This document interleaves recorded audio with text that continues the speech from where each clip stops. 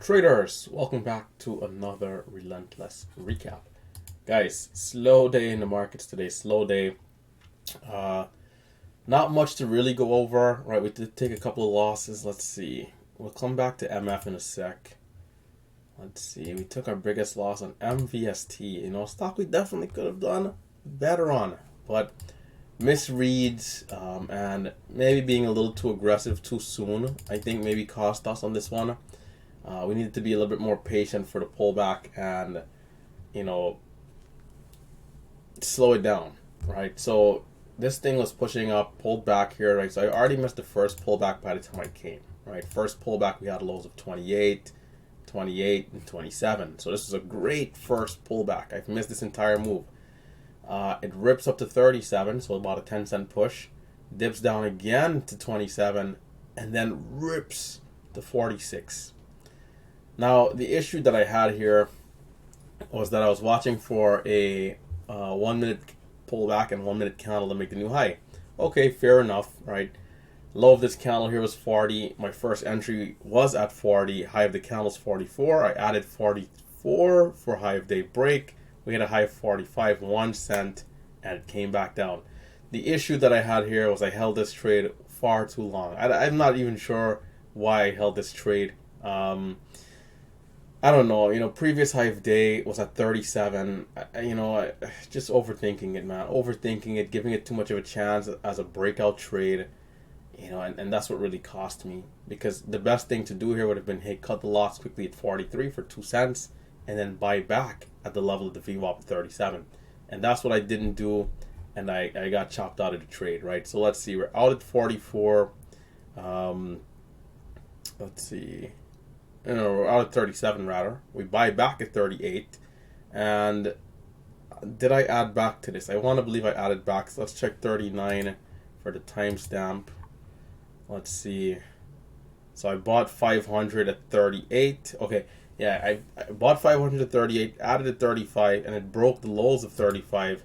And I felt like, man, we might be flushing down. We had a low of 32, so I stopped out right here in this candle. And over the next 2 minutes, where it surged up. So first trade, not a terrible trade idea, but held it way too long. Right here, we could have minimized this loss to just be maybe like, $50 or $30, just losing 1 or 2 cents.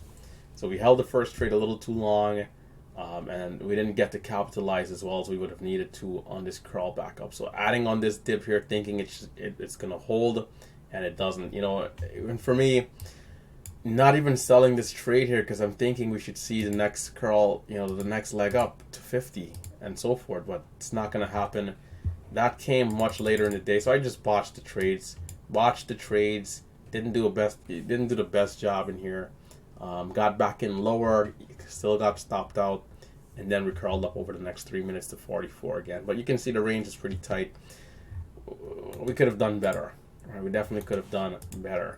Next stock, BHVIE, down $47 here.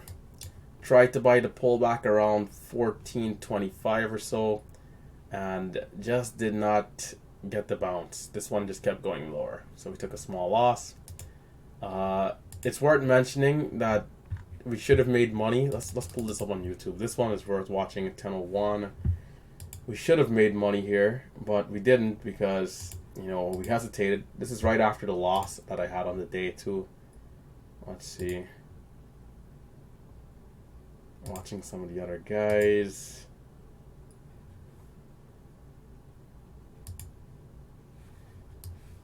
We had opportunities on P. Am I on dual screen? Hold up. Let's make sure that I'm not. Okay, doesn't look like I am. Okay, great. Yeah. Come on. This computer, man. Can we get going here? This computer, when I first got it, just, I don't know, man. It just seems like these companies, they just slow down your PCs with these updates on purpose, man. That's just how I feel. So, yeah, we were in here at 38. We added, and it ended up going lower, so we stopped out for the loss. All right. Crawled back up 2 minutes later. Where are we? Right here. Watch this, man. Watch this. We have a few bottoming wicks. I didn't expect that. I didn't expect much. We're at 1377 by 1385. But you know, as we know, we can expect the unexpected. Here we go. Watch this. Watch this sudden volume spike that just jumps in.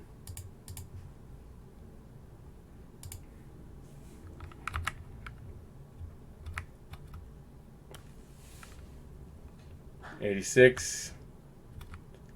Let's fast forward a little bit for time. Hold on. See how fast that kind of, you know, this thing's just out of nowhere, man. So it's gonna start right here, right? Let's watch from right here. 1383 on the bids. No warning. You know, we know how the market says. Boom. 1446. Watch this dip. Watch this dip. Watch this dip. Oh, man. You see this 22 by 34? 22 by 34. 22 by 34. 22 by 34. 31 by 40. 22 by 34 is the entry here with a stop anything below, I would say, 15. You know? So let's say I'm in at 25 or even high. Let's say higher. Yeah, let's say I'm in at 28. Nothing below 15 for the stop. Maybe nothing even below 20, 22. You know, you can keep it very tight. And I didn't take that entry and watch this push. It's going to go without me. 68 on the ask. This is where I would have been selling right here. 62. Break of 50, 60. Sell. And now can we hold the $half? Watch this. I'm going to hesitate on this. There's 44, 50, 50, 50, 50, 50, 50. Ah. Another entry of 50 and 59 between that range. Didn't take it. Didn't take it. Didn't take it. 76. At this point, I kind of just knew, like, yeah, I missed it. You know, this should never happen because I know exactly what to look for on this type of move. This should never ever happen. But having two losses on the other stock, just, you know, not really seeing much on this one to the point where I was watching it. It was just so slow and steady. I think I just got, you know, I wouldn't even say got caught off guard. I would say I just hesitated, you know, too much hesitation, just overthinking, you know. Overthinking is just never good when you're watching at these stocks for bigger moves. So that was the case, and yeah. This is called chasing. That's what that is right there. Chasing the entry way too high up. $49 loss, very avoidable, very unnecessary. Now I took a dip. I mean, just come on, man. 85, 81, 81. You see how 81 is holding there for a little bit? I'm in at 86, but it's just way too late. It's just way too high up. This would have worked 3 times, or yeah, 3 times. This is the 4th time. What am I thinking? Trying to buy it there. It's over. It's done. And, you know, I bought the dip here for a bit of a 5-minute pullback. Realized it wasn't bouncing. This was a better trade. Previous high of day, I had my trend line there as well. It's like, okay, can we dip down to, you know, 340, 350 and curl right back up quickly? Doesn't curl back up, so I'm like, you know what, man, we got to cut this thing. It ends up going lower, I believe, and yeah, that was it. So pretty subpar, you know. For me, it's all about keeping it real and transparent. The trading there was not the best. We should have been green. We weren't. The other stock made us a little hesitant, getting some losers. Came back for power hour, and we saw MF. This one, we should have done better on this dip. This dip here was ideal, man, right here. Ideal. We did not take it. In fact, what happened was I didn't really notice the buyer that came in. This is really why I missed it. I didn't notice it immediately. And when I don't see it immediately, it's a problem, you know? So anyhow, so here we go. This thing is moving up, lighter volume, and we're watching at it, and it's like, okay, how are we doing on our pullbacks, right? So I was watching this pullback here, slightly higher volume on the 1 minute, but our 5-minute candle, which was this candle 1515, was very good. A bit of a topping wick, yes, but it looked pretty good. So I got long here and sold a little higher, which was good. Ended up trying to buy the dip again, stopping out for a pretty tight stop. So caught a good dip, tried the dip again, didn't work the second time. Watch the pullback here to VWAP and highly consider this entry at 213, but I didn't end up taking it. So that was a missed opportunity, but we did buy back, and look at where we bought back, all the way at 27. Waited for the move to curl up. We only had 32. We sold the 500 shares at 29. Watched for an entry for break of 35, where we had a 15,000 share seller. More like a 20, 30, 40,000 share seller, because they just kept adding size, which is why we had a couple of shares churn in this area here. Waited. Again, the big seller is still there, 34 rather, right, for the seller. Right here, I put out an order on the bids for 1,000 shares. Canceled it, only got 2 shares to fill.